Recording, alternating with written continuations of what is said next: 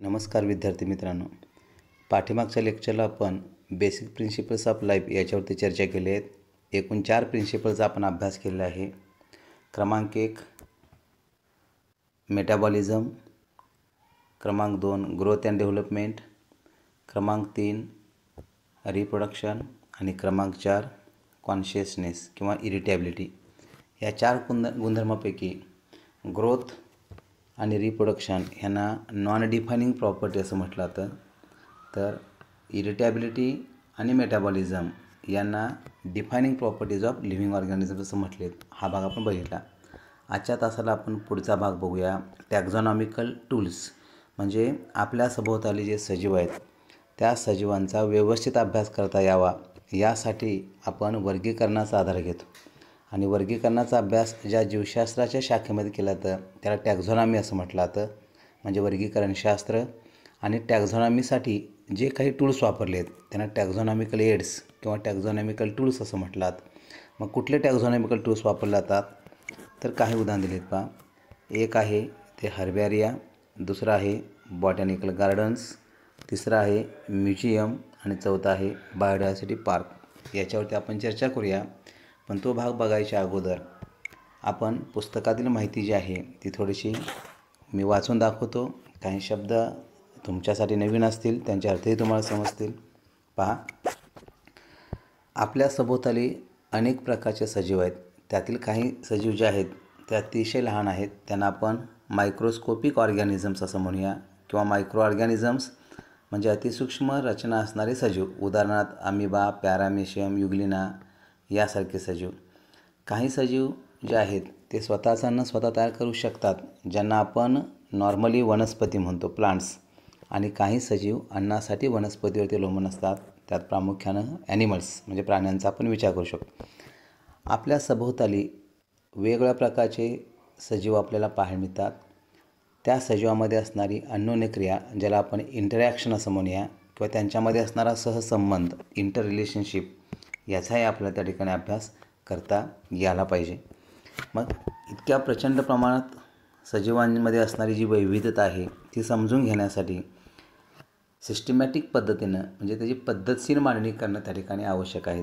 आणि म्हणून क्लासिफिकेशन म्हणजे टॅक्झॉनॉमी ही ब्रँच त्या ठिकाणी विकसित झाली आहे. याच्यावरती आपण चर्चा करूया. थोडासा भाग मी वाचून दाखवतो. पहा, there is immense diversity. Immense diversity म्हणजे काय? प्रचंड प्रमाणात विविधता आपल्याला पाहायला मिळते इन लिव्हिंग ऑर्गॅनिझम्स. म्हणजे सजीवामध्ये वैविध्य आपल्याला पाहायला मिळतात. हजारो प्रकारचे सजीव आहेत. काही सजीव सूक्ष्म आहेत, काही मोठे आहेत, काही पाण्यामध्ये राहतात, काही हवेमध्ये असतात, काही मातीमध्ये असतात, काही जमिनीवरती असतात, काही झाडावरती राहतात. अशा अनेक प्रकारच्या सजीवांची रचना किंवा सजीव जे आहेत ते आपल्या सभोवताली पाहायला मिळतात. त्याला immense diversity of living organism असं म्हटले. विपुल प्रमाणात, इमेन्स म्हणजे भरपूर प्रमाणात वैविध्य त्या ठिकाणी पाहायला मिळते. Since time immemorial. Time immemorial म्हणजे काय? इमेमोरियलचा अर्थ असा घ्यायचा अनादिकालापासून म्हणजे प्राचीन काळापासून. Since time immemorial variety of organisms are living together on earth. म्हणजे जर आपण उत्क्रांतीचा जर विचार केला तर तुमच्या लक्षात येण्यासारखं आहे. मानवी उत्क्रांती हा भाग जर तुम्ही बघितलात तर मानव जो आहे तो पहिल्यांदा असं भटकंती करायचा, गुहेमध्ये राहायचा, नंतर समूहाने राहू लागला. नंतर ज्यावेळेस आगीचा शोध लागला त्यावेळेस कुटुंब पद्धती निर्माण झाली आणि मग एकाच ठिकाणी राहून तो शेती करू लागला. आणि मग हळूहळू त्या ठिकाणी काही प्राण्यांना त्यांनी पाळलेले आहेत, म्हणजे घोडा असेल, गाय म्हैस असतील, अशा स्वरूपात मग सिव्हिलायझेशनला सुरुवात झालेली आहे. म्हणून असं म्हटलं तर अनादी काळापासून किंवा प्राचीन काळापासून अनेक प्रकारचे सजीव जे आहेत ते एकत्र राहतात, त्यांच्यामध्ये इंटरॅक्शन घडून येते. हा भाग महत्त्वाचा आहे. Since time immemorial variety of organisms are living together on earth in order to understand inter relations. त्यांच्यामध्ये असणारी अन्योन्य क्रिया आपण असं म्हणूया किंवा त्यांच्यामध्ये असणारा सहसंबंध between living and non living as well as between two living beings or groups. Systematic study of this is essential. म्हणजे दोन सजीवामध्ये असणारी इंटरॅक्शन हा भाग आणि त्या सजीवांचं अबायोटिक एजन्सीबरोबर म्हणजे नॉन लिव्हिंग थिंगबरोबर असणारे इंटरॅक्शनचा आपण विचार करू शकतो. उदाहरणार्थ एक जंगल तुम्ही नजरेसमोर आणा. त्या जंगलामध्ये अनेक प्रकारचे सजीव पाहायला मिळतात. वनस्पतींची भूमिका असणार आहे, ते प्रोड्युसर म्हणून काम करतात म्हणजे उत्पादक. सूर्यप्रकाशाच्या साहाय्याने ते अन्न तयार करतात आणि त्या प्रक्रियेमध्ये ते वातावरणामध्ये ऑक्सिजन रिलीज करतात. अन्न तयार करण्यासाठी ते CO2 ॲब्सॉर्ब करतात. म्हणजे नॉन लिव्हिंग थिंग्स जे आहेत हे एन्व्हायरमेंटचा तुम्ही विचार करा, त्यांच्याबरोबर ह्या वनस्पतींचं इंटरॅक्शन असणार आहे. त्या जंगलामध्ये ज्यावेळेस तुम्ही अन्नसाखळीचा विचार करता तेव्हा त्या वनस्पतीवरती किंवा गवतावरती अवलंबून असणारी काही सजीव आपल्याला पाहायला मिळतात. त्यातील मग काही शाकाहारी प्राणी असतील, हरणासारखे किंवा सशासारखे प्राणी असतील, आणि त्यांच्यावरती अवलंबून असणारे काही मांसाहारी प्राणी देखील असू शकतात. तर अशा स्वरूपात त्यांच्यामध्ये बायोटिक कंपोनंट्स म्हणजे सजीवामध्ये इंटर रिलेशनशिप असू शकतं आणि त्या दोघांचं इंटर रिलेशनशिप जे आहे ते एन्व्हायरमेंट असू शकतात. काही सजीव जेव्हा मृत होतात तेव्हा ते जमिनीमध्ये गाडले जातात. डिकम्पोजिशन प्रोसेस त्या ठिकाणी पाहायला मिळते, म्हणजे विघटन ही प्रक्रिया त्या ठिकाणी पाहायला मिळते. अशा स्वरूपात सूक्ष्मजीवापासून मोठ्या वनस्पतीपर्यंत आणि मोठ्या वनस्पतीपासून मोठमोठे प्राणी पक्षी यांच्यामध्ये असणारे इंटरॅक्शन आणि त्यांचं त्या ठिकाणी त्या जंगलामध्ये असणारं वातावरण म्हणजे माती असेल, पाणी असेल, याच्याबरोबर असणारे इंटर रिलेशनशिप, या सर्वांचा अभ्यास सिस्टमॅटिक पद्धतीने आपल्याला करता येणं आवश्यक आहे. दिस डेटा इज ऑल्सो इम्पॉर्टंट. म्हणजे ह्या अभ्यासातून जी माहिती मिळणार आहे, सिस्टमॅटिक स्टडीमधून पद्धतशीर अभ्यास करणे.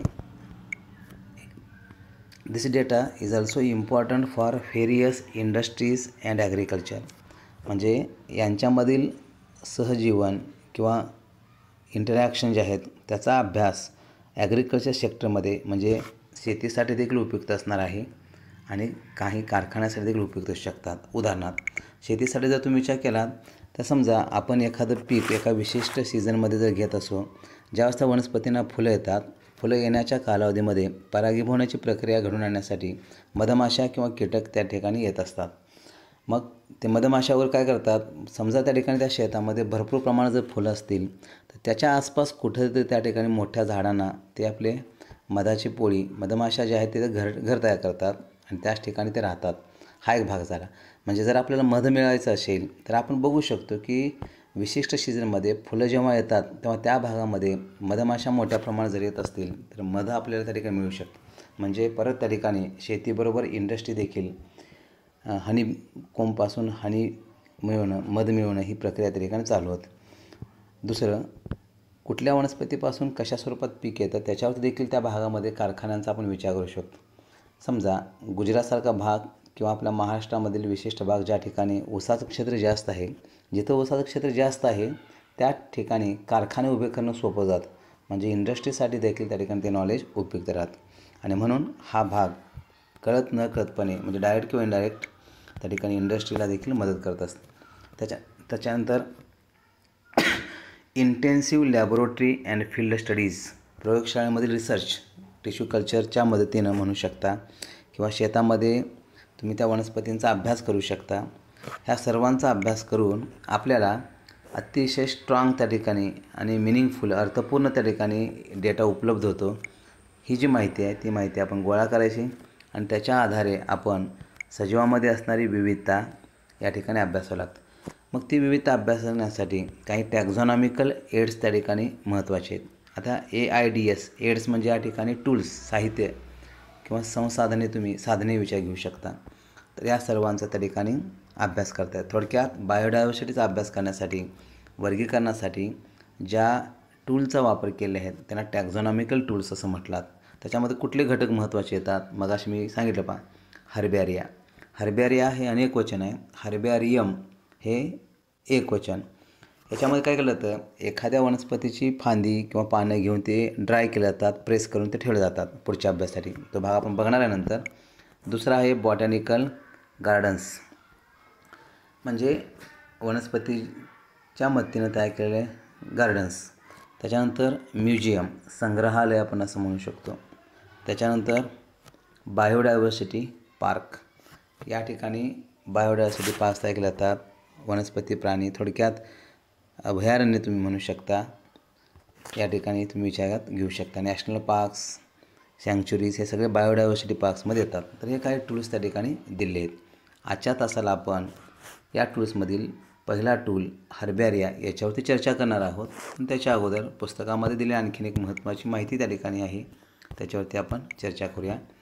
पहा, कॅन यू टेल हा एक भाग पुस्तकामध्ये दिले. त्यात काही प्रश्न विचारलेले आहेत. How can we study large number of organisms at a glance. At a glance म्हणजे ओझरतं एका नजरेमध्ये किंवा शॉर्टली तुम्ही वनस्पतींचा अभ्यास किंवा प्राण्यांचा अभ्यास किंवा इतक्या प्रचंड प्रमाणात असणाऱ्या सजीवांचा अभ्यास सहजपणे कसं करू शकता. तर एका शब्दामध्ये आपण उत्तर देऊ शकतो, बाय क्लासिफिकेशन ऑफ ऑर्गॅनिझम. सजीवांचं वर्गीकरण करून. मग वर्गीकरण करत असताना काय विषय घ्यावे लागतात, साम्य आणि भेद यांचा आधार घेऊन त्या ठिकाणी वर्गीकरण करावं लागतं. उदाहरणार्थ वनस्पती आणि प्राणी जेव्हा आपण विषय घेतो तेव्हा वनस्पती आणि प्राणी ह्या दोघांमध्ये फरक काय आहे, तर वनस्पती स्वतःचं अन्न स्वतः तयार करू शकतात आणि प्राणी अन्नासाठी वनस्पतीवरती अवलंबून असणारा फरक आहे. हा झाला भेद. मग ह्या दोन्हीमध्ये काय कॉमन आहे, बोथ आर लिव्हिंग ऑर्गॅनिझम्स. दोन्ही कसे सांगा, सजीव आहेत. साम्य आणि भेद यांच्या आधारे आपण वर्गीकरण करून त्या ठिकाणी त्यांचा अभ्यास करू शकतो. एका शब्दामध्ये उत्तर आहे क्लासिफिकेशन. त्याच्यानंतर दुसरा जो प्रश्न आहे तो असा आहे, whether all organisms prepare their own food. No, only green plants prepare their own foods. असं लक्षात घ्या, हा पॉईंट लक्षात घ्यायचा. त्याच्यानंतर पुढचा पण पहा, which feature can be considered as all inclusive characteristics of life. Five. सजीवांचे असे कुठले गुणधर्म आहेत ते इन्क्लुजिव्ह आहेत. इन्क्लुजिव्ह म्हणजे काय, सर्वसमावेशक. तर त्याच्यामध्ये क्रमांक 1ला येईल मेटाबॉलिझम. हे फक्त सजीवांचंच वैशिष्ट्य आहे, प्रत्येक सजीवामध्ये तुम्हाला पाहायला मिळतं. दुसरं महत्त्वाचं वैशिष्ट्य जे आहे ते कॉन्शियसनेस किंवा त्याला आपण इरिटेबिलिटी असं म्हणू शकतो. तर इरिटेबिलिटी आणि कॉन्शियसनेस हे सजीवांच्या डिफायनिंग प्रॉपर्टीज आहेत, म्हणून त्यांना इन्क्लुजिव्ह कॅरेक्टरिस्टिक्स ऑफ लाईफ असं म्हटलं. हा एक जनरल पॉईंट झाला. त्याच्यानंतर पुढचा एक पॉईंट दिलेला आहे, थिंक अबाउट इट. या घटकावरती थोडंसं विचार करा. आता हा भाग जो आहे ना तो तुमच्यासाठी दिलेला आहे, पण मी थोडीशी माहिती तुम्हाला सांगतो. पहिला पॉईंट काय दिला पहा, can metabolic reactions demonstrated in a test tube be called living. म्हणजे आपल्या शरीरामध्ये किंवा सजीवामध्ये ज्या काही बायोकेमिकल रिॲक्शन घडून येतात, म्हणजे ॲनाबॉलिझम आणि कॅटाबॉलिझम ह्या सर्वांना मिळून आपण काय म्हणतो, मेटाबॉलिझम किंवा मेटाबॉलिक रिॲक्शन्स असं म्हणतो. हे रिॲक्शन नॉर्मली सजीवांच्या शरीरामध्येच घडून येतात, हा भाग. मग हे रिॲक्शन्स आपण टेस्ट ट्यूबमध्ये म्हणजे लॅबोरेटरीमध्ये करू शकतो का, तर मानवी शरीराच्या बाहेर देखील आपल्याला ह्या रिॲक्शन घडवून आणता येतात. जेव्हा एखादी रिॲक्शन आउटसाईड द बॉडी केली जाते, outside the body in laboratory किंवा इन ग्लास किंवा इन टेस्ट ट्यूब, त्यासाठी ग्रीक शब्द आहे इन व्हिट्रो. पहा, इन व्हिट्रो याचा अर्थ काय घ्यायचा, इन व्हिट्रो म्हणजे इन ग्लास किंवा इन टेस्ट ट्यूब किंवा इन लॅबोरेटरी किंवा आउटसाईड द बॉडी असा अर्थ. नॉर्मली हजारो रिॲक्शन्स आपल्या शरीरामध्ये घडून येतात, म्हणजे अम्युनो ॲसिडपासून प्रोटीन्स आपोआपच आपल्या शरीरामध्ये तयार होतात. मग एखादी रिॲक्शन जर समजा आपण लॅबोरेटरीमध्ये वेगळे अम्युनो ॲसिड्स एका टेस्ट ट्यूबमध्ये घेतले, तर त्या अम्युनो ॲसिडपासून प्रोटीन तयार करता येतं का, तर प्रोटीन तयार करता येतात.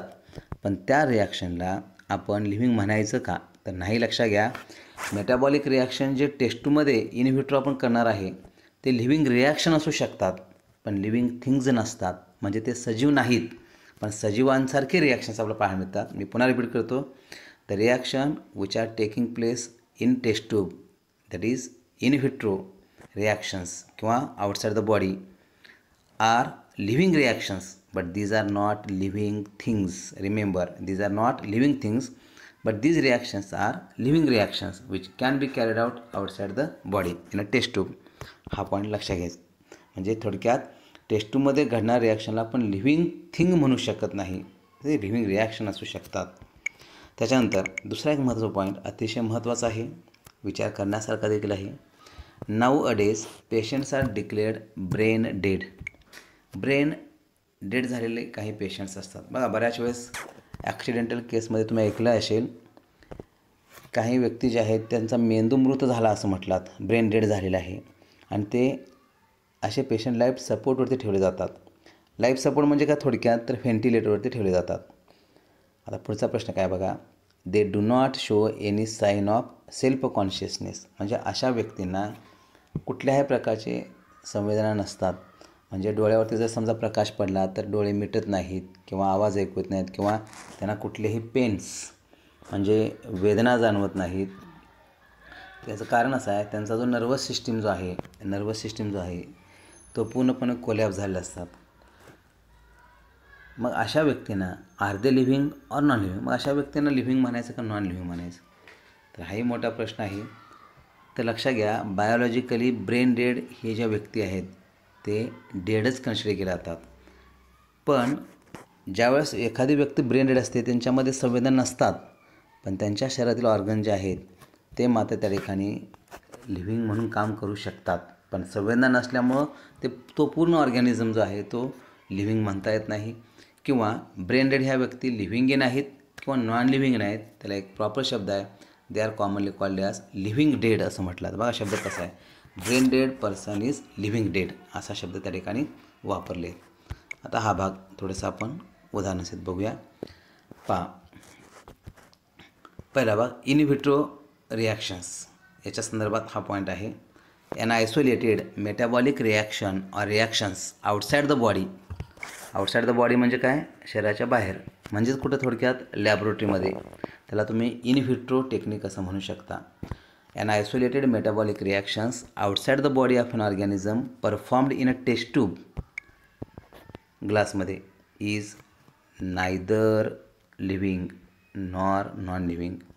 Hence while metabolism is a defining feature म्हणजे defining property of all living organisms without exception, isolated metabolic reactions in vitro are not living things but surely living reactions. हा पण महत्त्वाचा आहे, ते लिव्हिंग थिंग्स नाहीत तर ते लिव्हिंग रिॲक्शन्स आहेत.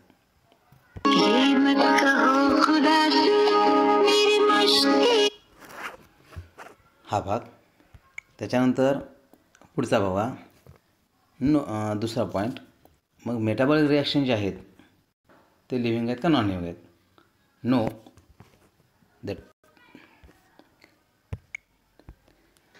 The test tube is not living or non living, म्हणजे टेस्ट ट्यूब जे आहेत ते लिव्हिंग नाहीत किंवा नॉन लिव्हिंग नाहीत.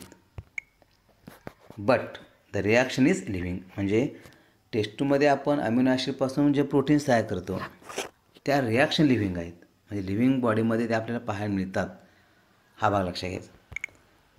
Explanation, an isolated metabolic reaction that take place in a test tube outside the living organism is not living or non living. However a metabolic reaction in vitro is a living reaction, म्हणजे काचेमध्ये घडून येणारे जे metabolic reactions आहेत ते living reactions आहेत. सजीवामध्ये पाहायला मिळणारे रिॲक्शन्स आपण ग्लासमध्ये घडून आणू शकतो, त्यांना लिव्हिंग रिॲक्शन म्हणता येतं, पण त्यांना लिव्हिंग थिंग्स म्हणता येत नाहीत. हा पॉईंट त्या ठिकाणी दिले आहेत पहिल्या पॉईंटच्या संदर्भात. त्याच्यानंतर दुसरे काय बघा, IVF ट्रीटमेंट, ज्याला आपण आपल्या भाषेमध्ये टेस्ट ट्यूब बेबी असं म्हणतो, तो भाग याच्यामध्ये दिलेला आहे. तर इथं काय केलं तर बघा, मी वाचून दाखवतो. IVF म्हणजे IVF stands for in vitro fertilisation. In vitro म्हणजे in glass outside the body, म्हणजे ह्युमन बिईंगचा ज्यावेळेस आपण विचार करतो तेव्हा ह्युमन बिईंगमध्ये ज्या ह्युमन फिमेलला म्हणजे काय म्हणू आपण त्याला, फर्टिलिटी ॲबिलिटी नसते, इनफर्टिलिटी असते, ज्याला आपण वंध्यत्व असं म्हणूया, इनफर्टिलिटी, अशा व्यक्तींना हे वरदान ठरलेले आहेत. मानवी शरीराच्या बाहेर एग आणि स्पर्म, म्हणजे मेल गॅमेट स्पर्म आणि फिमेल गॅमेट एग किंवा ओहम, हे मानवी शरीराच्या बाहेर एका टेस्टमध्ये किंवा ग्लासमध्ये फ्यूज केले जातात. त्याला इन व्हिट्रो फर्टिलायझेशन असं म्हणतात. आणि विशिष्ट कालावधी झाल्यानंतर झायगोट तयार झाला की एम्ब्रिओ डेव्हलप होत असताना परत तो एम्ब्रिओ गर्भाशयामध्ये इम्प्लांट केलं जातं. तर हे जे आहे ना इन व्हिट्रो टेक्निक या ठिकाणी आउटसाइड द बॉडी आहे, म्हणजे मानवी शरीराच्या बाहेर ते घडून येतात. हा एक पॉईंट त्या ठिकाणी लक्षात घ्यायचा. पहा, मी वाचून दाखवतो. IVF treatment is a procedure in which an egg is fertilized along with sperm outside the body, म्हणून त्याला इन व्हिट्रो फर्टिलायझेशन असं म्हटलं. In vitro fertilisation is one of the best recommended treatment for infertility. Infertility म्हणजे काय, fertility ability नसणारे, वंध्यत्व आपण असं म्हणूया. Which involves monitoring and stimulating a woman's ovulatory process म्हणजे फिमेल गॅमेट तयार करण्याच्या प्रोसेसला या ठिकाणी चालना दिली जाते या प्रक्रियेमध्ये. रिमूव्हिंग ओहम और ओव्हा, त्यालाच एक किंवा एक्स असं म्हणूया आपण, from the woman's ovaries and allowing the sperm to fertilise in a fluid medium. म्हणजे मानवी शरीराच्या बाहेर एका विशिष्ट द्रवामध्ये मेल आणि फिमेल गॅमेट जे आहे ते काय करायचे, आपण फ्यूज करायचे. यासाठी फिमेलच्या शरीरामधून ओव्हा किंवा फिमेल गॅमेट बाजूला काढायचे आणि स्पर्म देखील मेलमधून बाजूला काढून टेस्ट ट्यूब किंवा ग्लासमध्ये एका फ्लुइडच्या मदतीने ते फ्यूज करायचे. तर त्यासाठी काही सिंपल स्टेप्स दिले आहेत. 4 स्टेप्स आहेत इन व्हिट्रो फर्टिलायझेशनमध्ये. कुठले आहेत? ओव्हुलेशन इंडक्शन, म्हणजे फिमेलमध्ये जर समजा फिमेल गॅमेट्स तयार होत नसतील तर विशिष्ट हॉर्मोनचं इंजेक्शन देऊन ओव्हुलेशन प्रोसेस त्या ठिकाणी केली जाते. एग रिट्रायवल, म्हणजे तिथून मग शरीरातून एक बाजूला काढायचे, ज्याला आपण फिमेल गॅमेट म्हणूया, आणि मग ग्लासमध्ये स्पर्मबरोबर त्याचं फर्टिलायझेशन करणं. फर्टिलायझेशन झाल्यानंतर झायगोट तयार झाला की एम्ब्रियो तयार होत असताना ते ट्रान्सप्लांट करायचं, म्हणजे गर्भाशयामध्ये ट्रान्सफर करायचं. त्याला इम्प्लांटेशन असं म्हटलं. आणि जन्माला येणारं जे मूल आहे त्याला आता टेस्ट ट्यूब बेबी असं म्हटलं. तर इन व्हिट्रो फर्टिलायझेशन हा जो आहे तो आउटसाईड द बॉडी किंवा इन ग्लास तुम्ही म्हणू शकता. हा देखील मेटाबॉलिक रिॲक्शनचा प्रकार आहे. ते आपण मानवी शरीराच्या बाहेर देखील घडवून आणू शकतो. लिव्हिंग रिॲक्शन आहेत पण ते लिव्हिंग थिंग्ज नाहीत. हा पॉईंट लक्षात ठेवा. त्याच्यानंतर पुढचा भाग जो आहे की ज्याच्यामध्ये आपण ब्रेन डेडचा या पेशंटचा विचार केला होता. पहा त्याचं उत्तर पहा. ब्रेन डेड याच्या संदर्भात consciousness is a defining property of living organism. Consciousness म्हणजे इरिटेबिलिटी. सच पर्सन म्हणजे ब्रेन डेडपासून सच पर्सन एक्झिबिट, ज्यांच्यामध्ये कॉन्शियसनेस आहे ते त्यांना संवेदना असतात. पण ज्या व्यक्ती ब्रेन डेड झाले त्यांच्यामध्ये काय पाहायला मिळतं?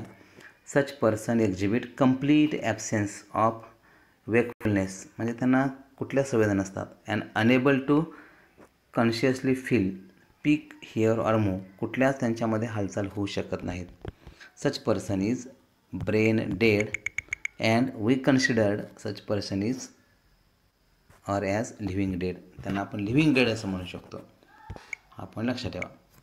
आता पुढचा जो पॉईंट आपण बघणार आहे तो महत्त्वाचा पॉईंट जो आहे तो हर्बॅरियम आहे.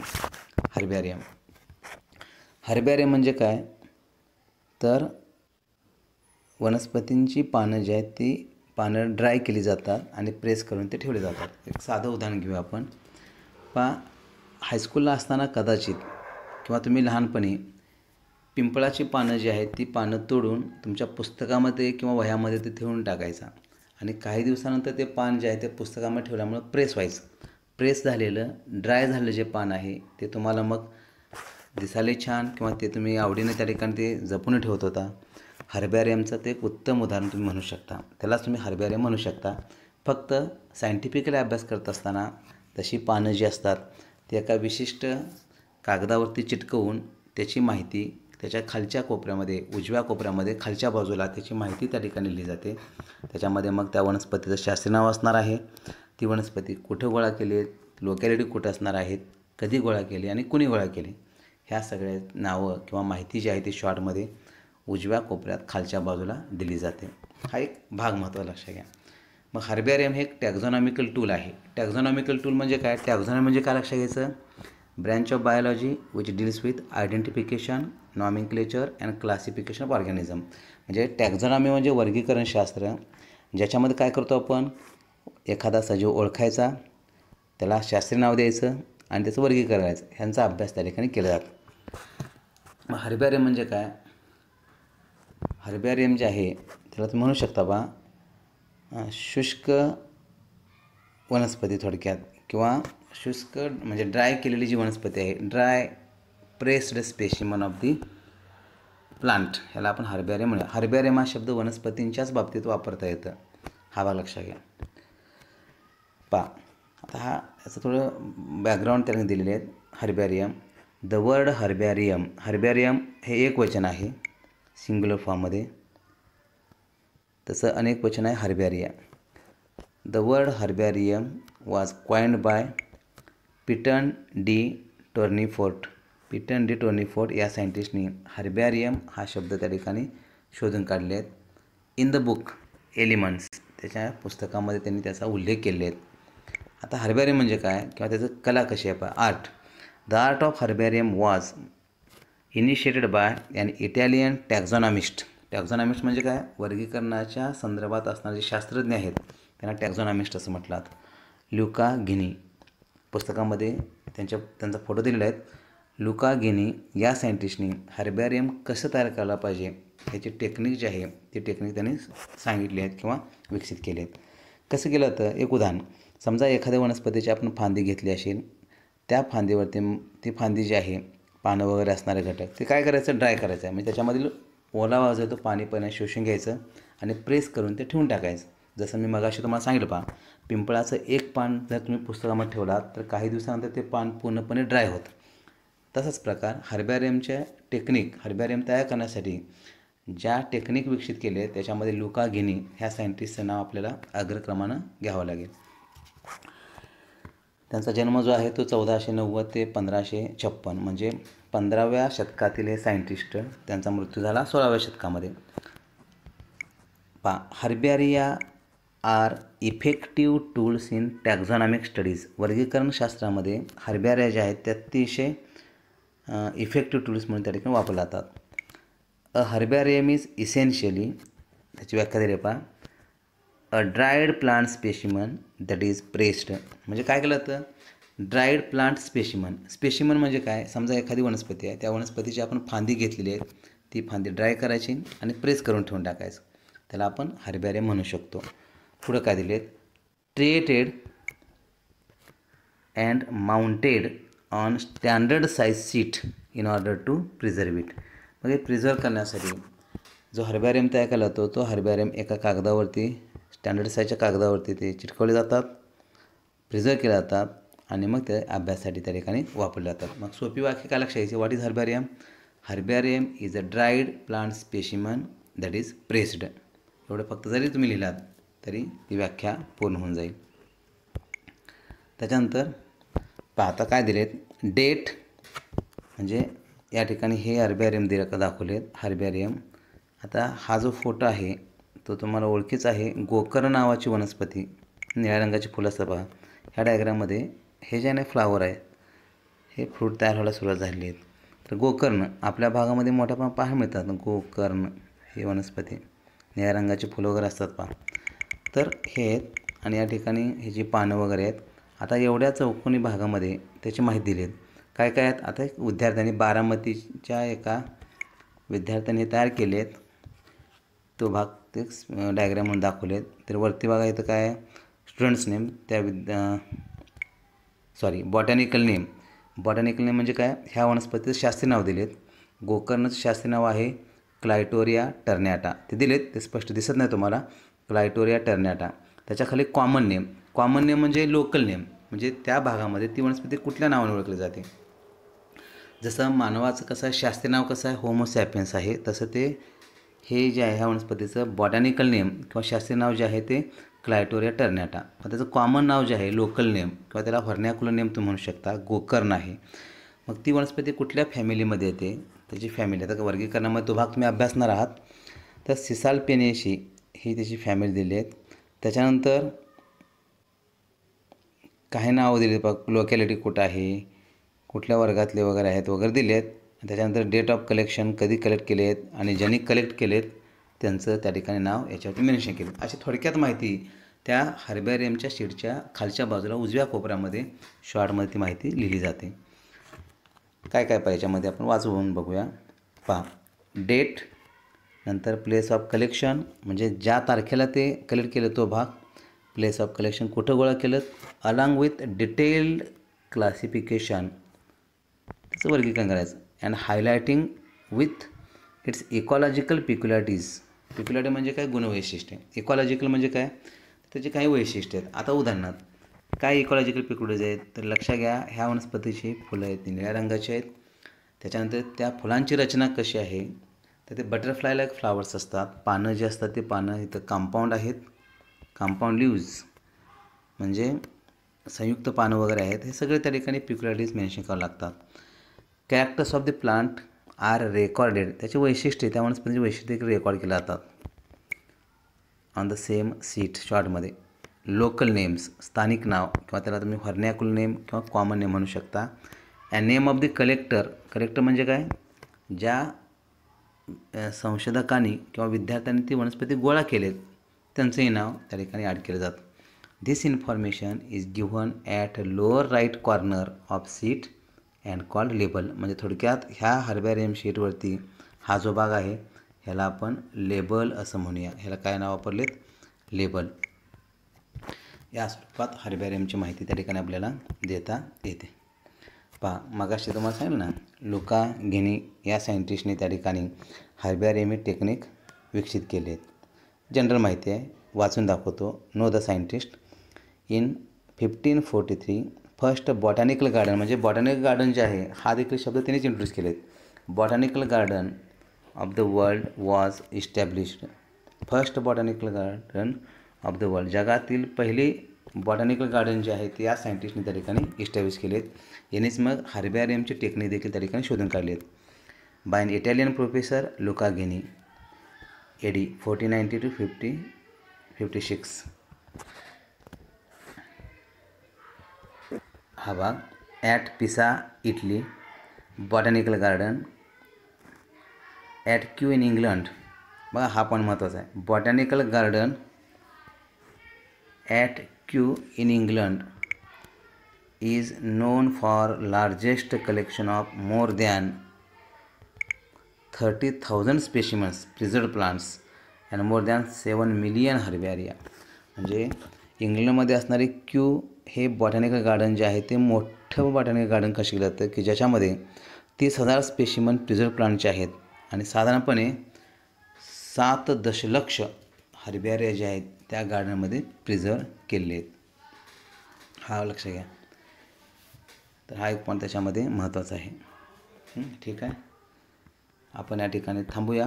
पुढच्या तासाला पुढचं बॉटॅनिकल टूल जे आहे म्हणजे botanical gardens taxonomic tools botanical garden याच्यावरती आपण चर्चा करूया. तोपर्यंत नमस्कार, धन्यवाद.